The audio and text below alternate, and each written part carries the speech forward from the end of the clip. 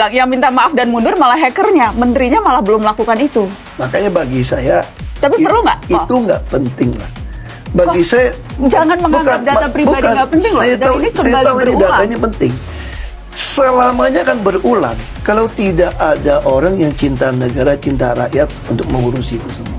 Selamat malam semua, kecuali Kominfo dan BSSN. Karena beberapa hari yang lalu, Pusat Data Nasional kena ransomware. Simpelnya, ada penjahat yang berhasil nyembunyiin dokumen berharga kita ke dalam berangkas. Berangkas tipe ini hampir nggak ada yang bisa buka, kecuali yang bikin. Jadi kalau mau akses dokumennya, ya harus bayar tebusan. Sebenarnya solusinya simple, ikhlasin aja datanya. Kan dokumen penting. Pasti ada backupnya dong. Mahasiswa skripsian aja rajin backup data. Masa ini data negara enggak? Kita ini kan tidak ada backupnya. Ya berarti itu bukan tata kelola, itu kebodohan aja sih Pak. Kepada bapak-bapak yang terhormat, yang namanya penjahat beneran itu beda sama swiper si pencuri. Nggak cukup dikasih imbauan jangan menyerang doang. Harus ada mitigasinya. Ini udah nggak ada backup yang diandelin Windows Defender. Padahal anggaran pemeliharaan PDN 700 miliar. Akibat dari kelalaian boomer-boomer kesayangan kita ini, banyak orang yang jadi korban. Ribuan lembaga pendidikan Muhammadiyah terdampak. Berhari-hari imigrasi di bandara jadi harus manual. Bahkan, 853.000 mahasiswa KIPK harus klaim ulang akun. Gak heran orang pada marah-marah dan ngasih petisi Menkominfo untuk mundur. Tapi boro-boro mundur, kita minta permintaan maaf aja. Yang minta maaf, penjahatnya duluan. Kalau nggak ada backup sih itu bukan tata kelola sih Pak.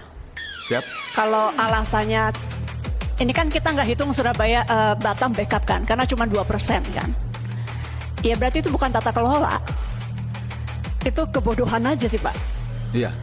Punya data nasional dipadukan seluruh kementerian harusnya, untung katanya ada beberapa kementerian yang belum comply, belum gabung. Masih untung orang Indonesia. Itu malah yang selamat. Yang paling patuh imigrasi saya dengar. Itu yang paling nggak selamat. Intinya jangan lagi bilang tata kelola, karena ini bukan masalah tata kelola Pak. Ini masalah kebodohan. Punya data nasional tidak ada satupun backup berarti kan. Udah, silakan lanjut Pak.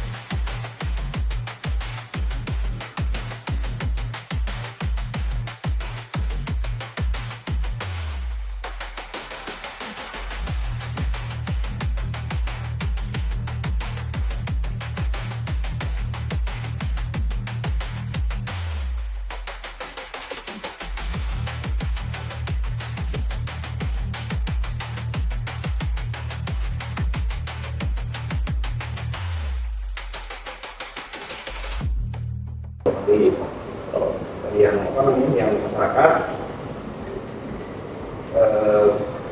biasanya kita lewat postingan di medsos sama destinasi tadi yang sudah beli atau misalkan kasus tertentu ada orang udah maksudnya kayak terlanjur ketiban pernah ibu gitu ya datang sini terus tanya kita gitu ya kita ceritain gitu kita jelaskan itu artinya tapi udah kejadian jadi kan ya jadi umur kan cuma bisa melakukan paling lapor ke polisi terusnya kayak gimana gitu. Oke.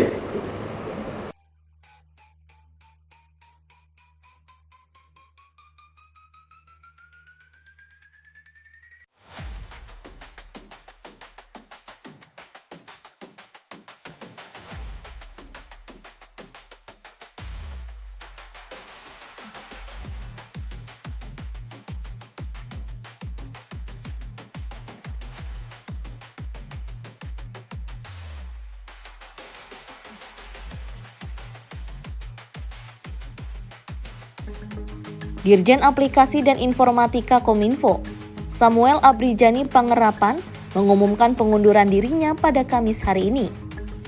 Surat pengunduran dirinya sudah disampaikan kepada Menteri Komunikasi dan Informatika, Budi Aristiadi, beberapa hari yang lalu dan efektif per 1 Juli ini. Pengunduran dirinya dilakukan atas moral dan tanggung jawabnya sebagai pimpinan yang mengampu Pusat Data Nasional sementara 2.